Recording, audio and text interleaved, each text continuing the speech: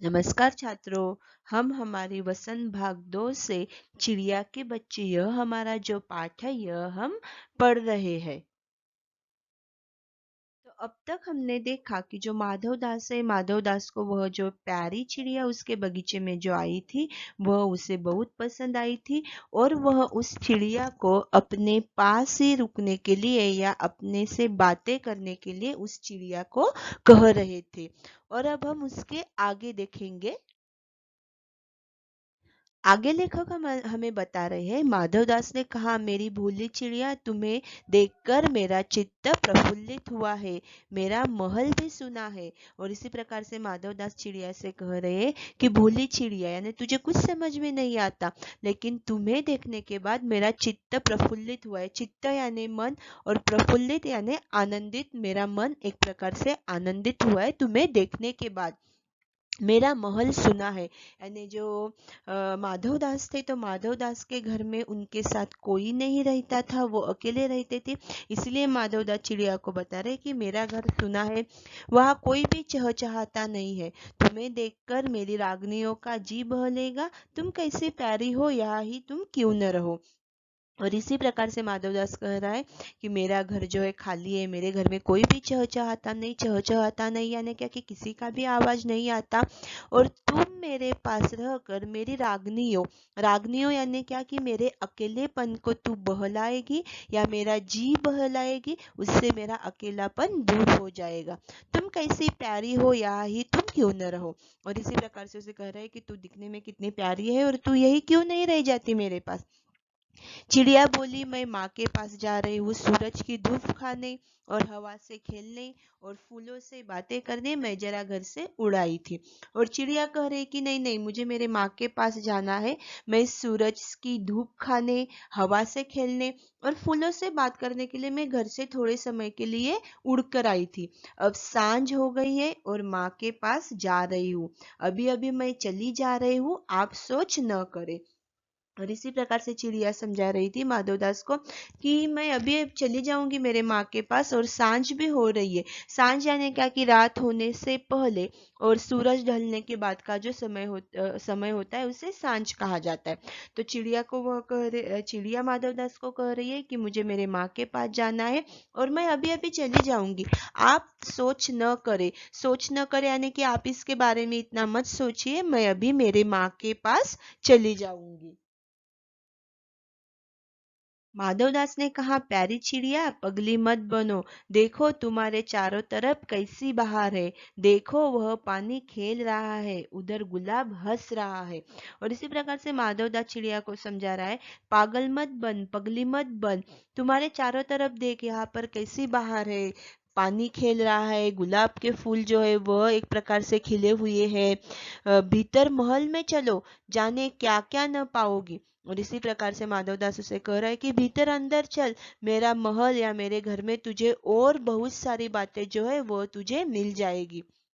मेरा दिल वीरान है। वीरान यानी क्या कि खाली।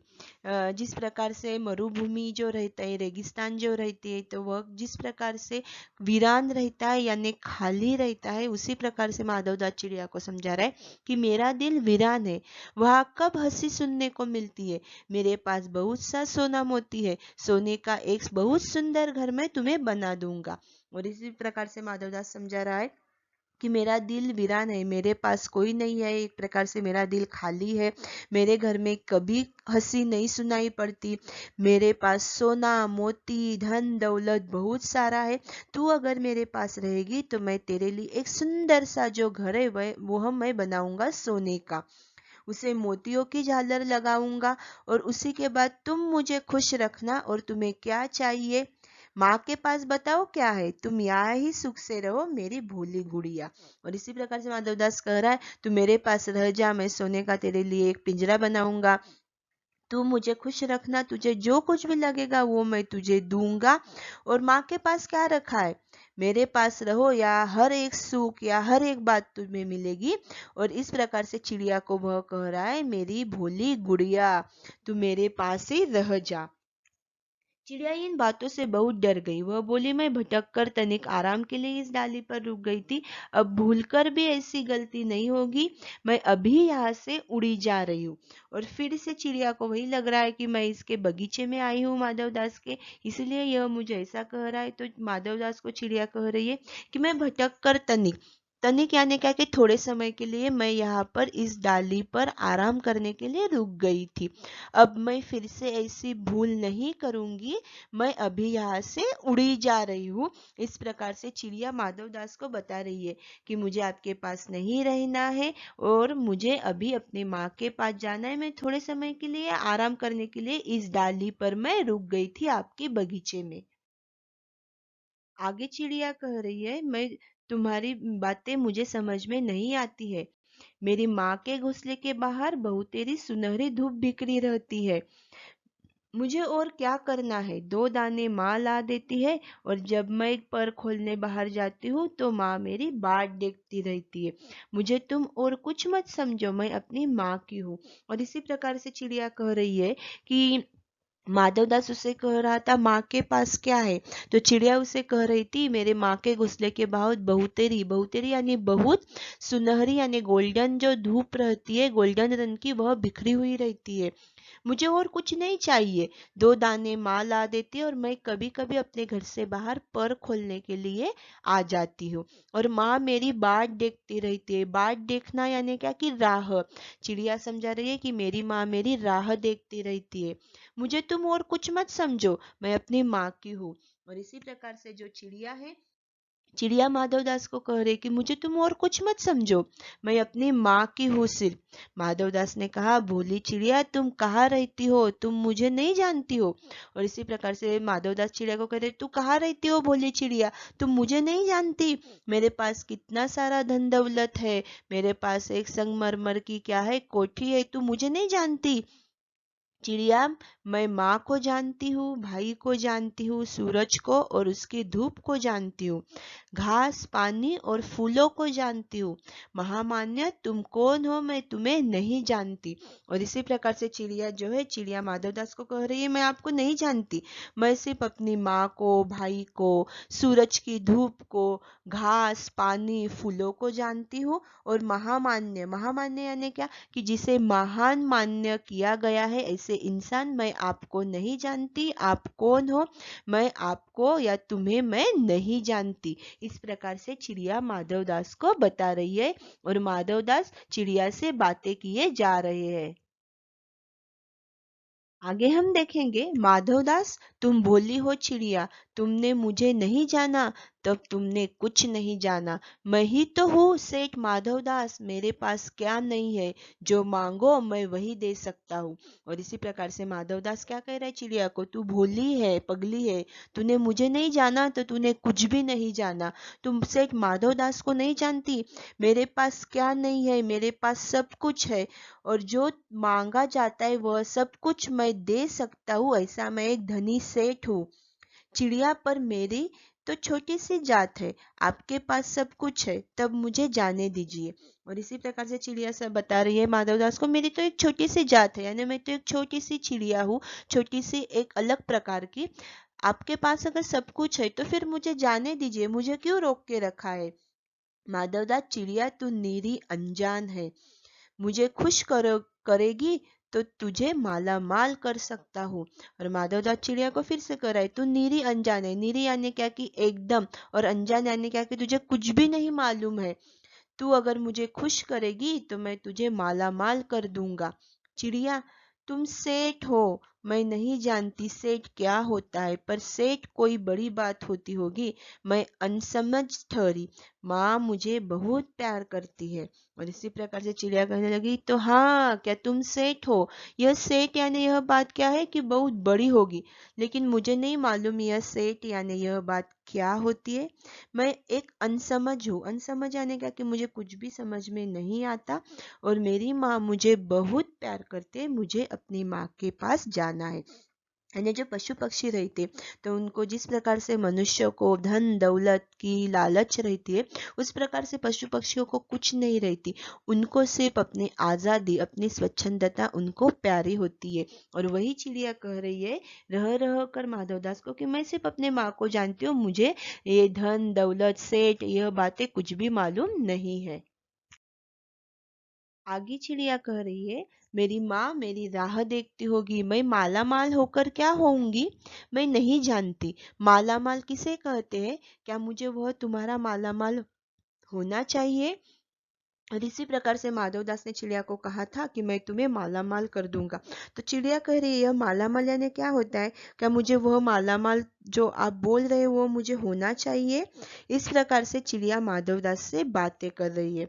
सेठ अरे चिड़िया तुझे बुद्धि नहीं है, तू सोना नहीं जानती, सोना इसी की जगत को तृष्णा है, वह सोना मेरे पास ढेर का ढेर है, तेरा घर समूचा सोने का होगा।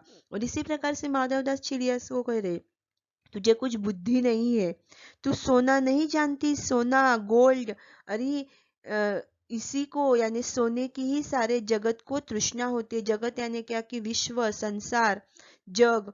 तो इस प्रकार से माधवदास कह रहा है कि सारे विश्व को सारे संसार को इस सोने की ही तृष्णा, तृष्णा यानी क्या कि प्यास या चाहत, सबको सोने की ही चाहत होती है। वह सोना मेरे पास ढेर का ढेर है, तेरा सारा का सारा, समूचा यानी सारा, तेरा सारा घर मैं क्या करूंगा सोने का बनवाऊंगा, तू अगर मेरे पास रही तो। ऐसा पिंजरा बनवाऊंगा कि कहीं दुनिया में न होगा, ऐसा कि तू देखती रह जाए, तू उसके भीतर थिरक फुदक कर मुझे खुश करियो, तेरा भाग्य खुल जाएगा, तेरे पानी पीने की कटोरी भी सोने की होगी। और इसी प्रकार से माधवदास कह रहा है मैं तेरे लिए ऐसे सोने का पिंजरा बनाऊंगा कि ऐसा दुनिया में कहीं भी नहीं बना होगा। तो सिर्फ उस पिंजरे के अंदर बैठ के थिरक कर फुदक कर यानी एक प्रकार से यहाँ वहाँ उछलते हुए तू मुझे सिर्फ खुश करियो, करियो यानी तू मुझे सिर्फ खुश करना, तेरा भाग्य खुल जाएगा। और तेरे पानी पीने की जो कटोरी होगी वह पानी पीने की कटोरी भी मैं क्या करूंगा सोने के ही बनवाऊंगा, ऐसे माधवदास चिड़िया को बता रहा है।